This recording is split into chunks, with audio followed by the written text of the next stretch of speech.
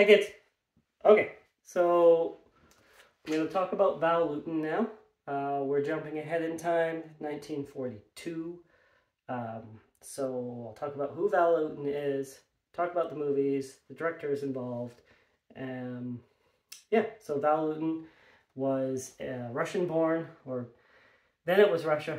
Now it's Ukraine. Let's hope it stays that way. His parents separated when he was young, when he was about 5. His mother brought him over to the States. They first lived with his aunt, who was an actress, and his mom got a job writing for movies. When he was a teenager, he got a job as a reporter for a newspaper, but he was fired for fabricating a story.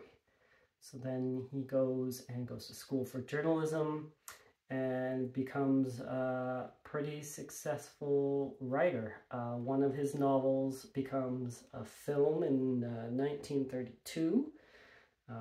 He writes an erotic novel that gets him into trouble as well.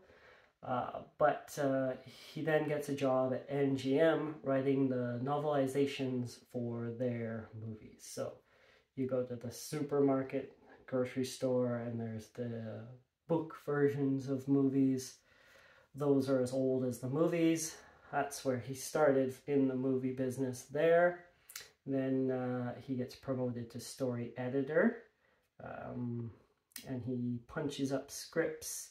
He works on just sequences for movies uncredited. There's a couple sequences he does uncredited in Gone with the Wind.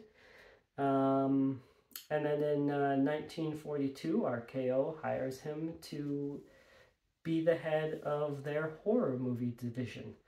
But it's all B-list movies, so smaller budget.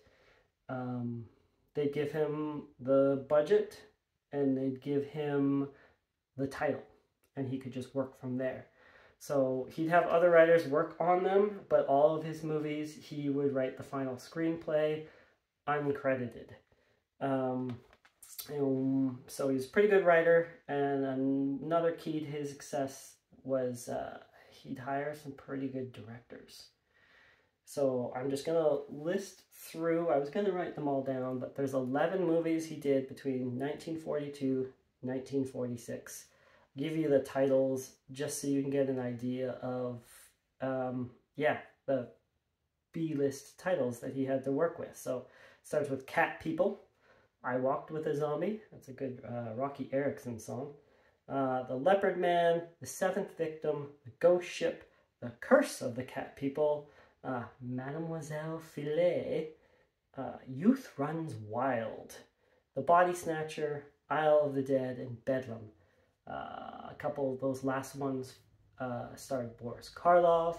Boris Karloff credited him with keeping his career afloat, especially after what was happening with Universal Horror and Frankenstein and everything, so I found some work there.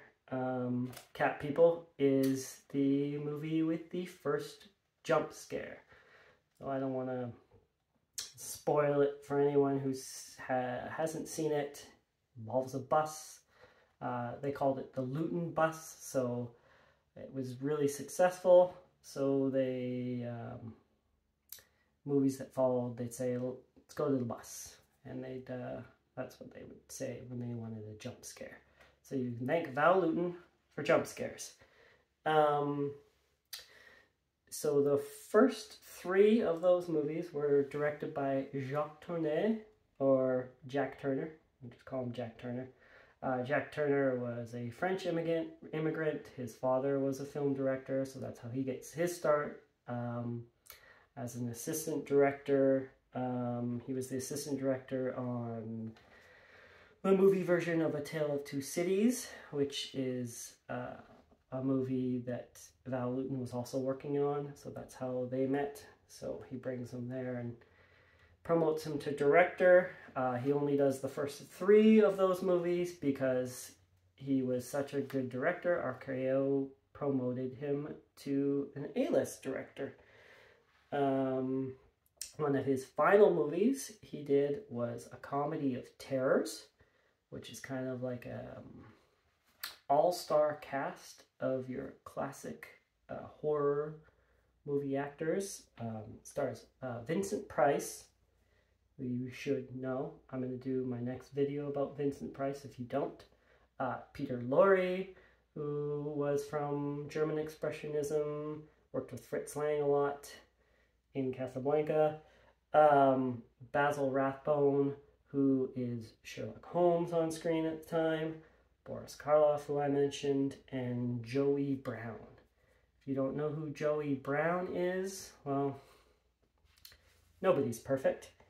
So after Jack Turner gets promoted, he needs another director. So that director is Mark Robson.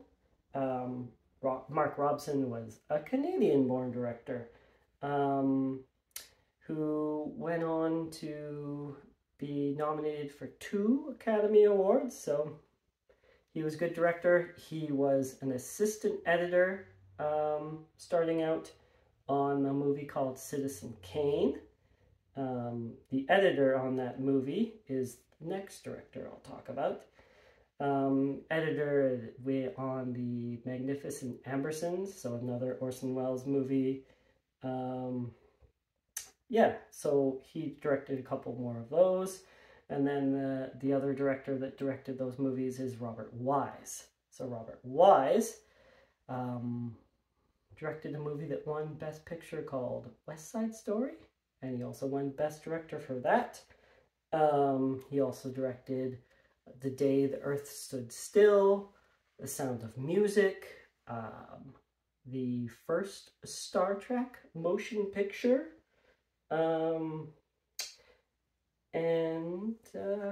yeah, that's about it for this video.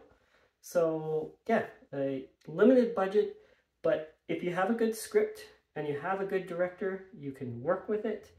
A lot of the Val Lewton movies, the secret was not to show you things, right? To use your power of imagination on a limited budget. So it's that thing where there's something off screen and you want to see what it is and you want the camera to turn and look and you want to know and it doesn't. So use of negative space. There's a sequence in the opening of Leopard Man, which is really suspenseful, and it ends with like a trickle of blood through a doorway. It's the implied horror of it all. Yeah, so that's horror in the 40s. I jumped from the 30s to the 40s because I'm just trying to do the peaks, right? There's a lot of horror to cover. So next, I will do the first video that's entirely a filmography of one person. That's Vincent Price. Like, subscribe, see you at Price.